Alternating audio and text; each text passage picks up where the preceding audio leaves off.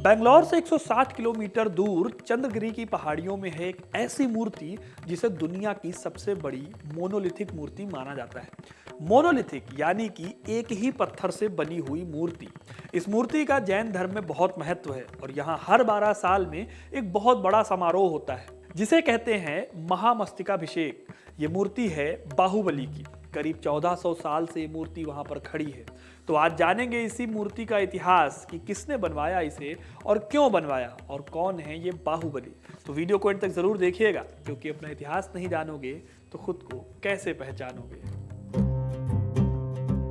कर्नाटक के हासन से 13 किलोमीटर दूर श्रवणबेलगोला नाम की जगह की सबसे बड़ी पहचान है 58 फीट 8 इंच ऊंची ग्रेनाइट की यह प्रतिमा, जिसका वजन लगभग 80 टन है।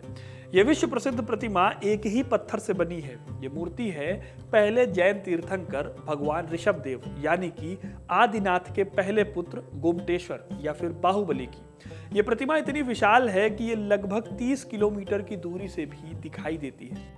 इसकी एक खास बात यह भी है कि इस 1400 साल पुरानी मूर्ति पर वातावरण का आज तक कोई भी प्रभाव नहीं पड़ा है। यह उस समय की वास्तुकला और शिल्प का उत्कृष्टतम नमूना है। इस मूर्ति का निर्माण 981 ईस्वी में गंग वंश के राजा रायमल के सेनापति और प्रधानमंत्री चामुंड राय ने कराया था। 983 ईस्वी में इस मूर्ति को स्थापित किया गया था और इस मूर्ति को बनाने में 12 साल लगे।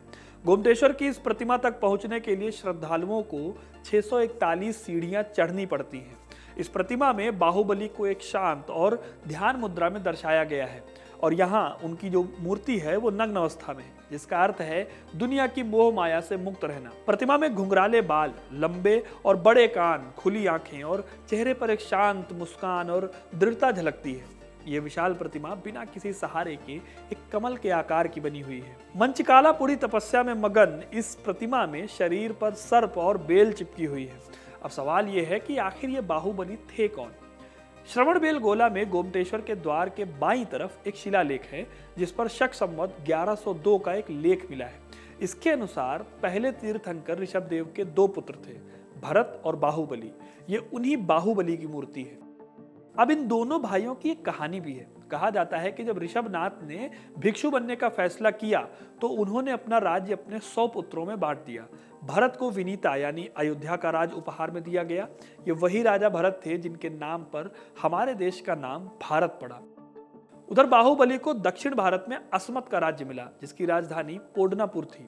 भरत सभी दिशाओं में दिग्विजय के लिए निकले। पृथ्वी के 6 हिस्सों को जीतने के बाद जब वो अपने दिव्य चक्र रत्न के साथ अयोध्यापुरी की तरफ बढ़े तो चक्र रत्न अयोध्यापुरी के द्वार पर ही अपने आप रुक गए, जिससे सम्राट को संकेत मिला कि उसके 99 भाइयों ने अभी तक उसके अधिकार के आगे समर्पण नहीं किया है। भरत के बाकी 98 भाई जैन भिक्षु बन गए थे और उन्होंने अपना राज्य उन्हें सौंप दिया।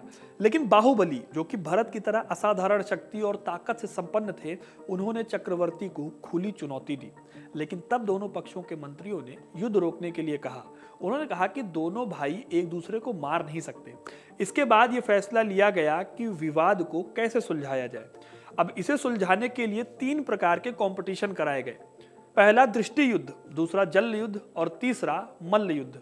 बाहुबली ने तीनों प्रतियोगिताओं में अपने बड़े भाई पर जीत हासिल कर ली। लेकिन लड़ाई के बाद बाहुबली का दुनिया से मन उचट गया और उनके मन में त्याग की इच्छा पैदा हो गई।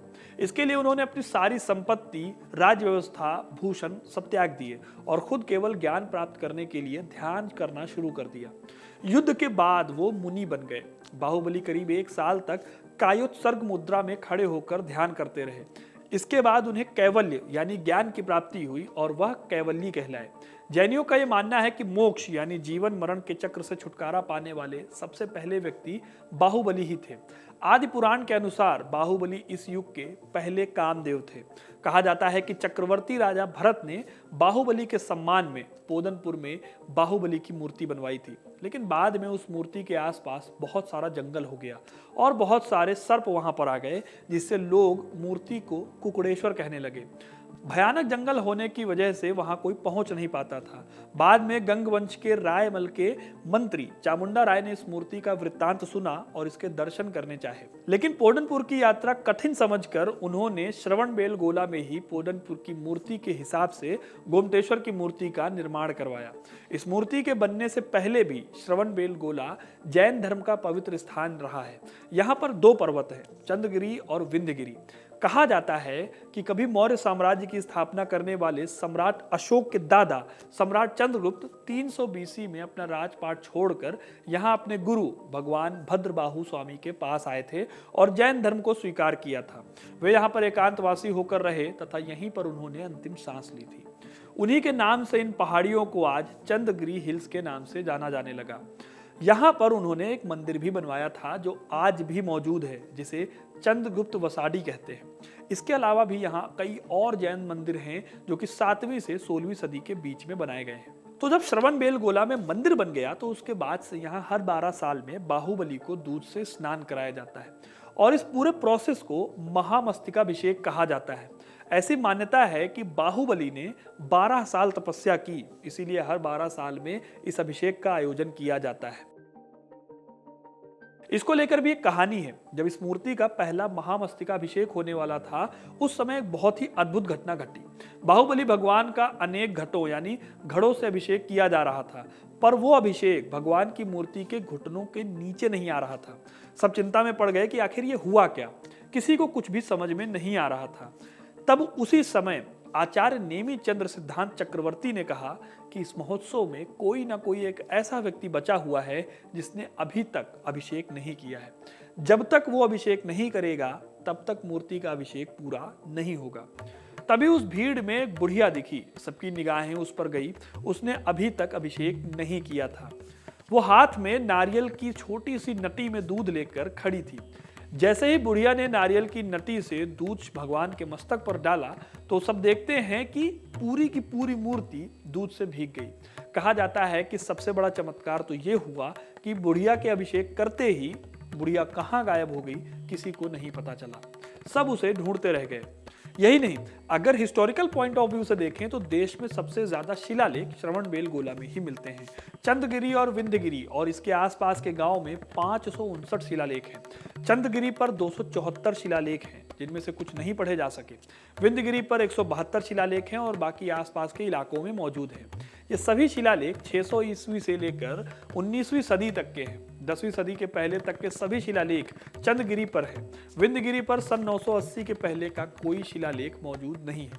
तो दोस्तों, ये थी कहानी श्रवणबेलगोला की। आपको ये कहानी कैसी लगी हमें कमेंट करके जरूर बताइएगा।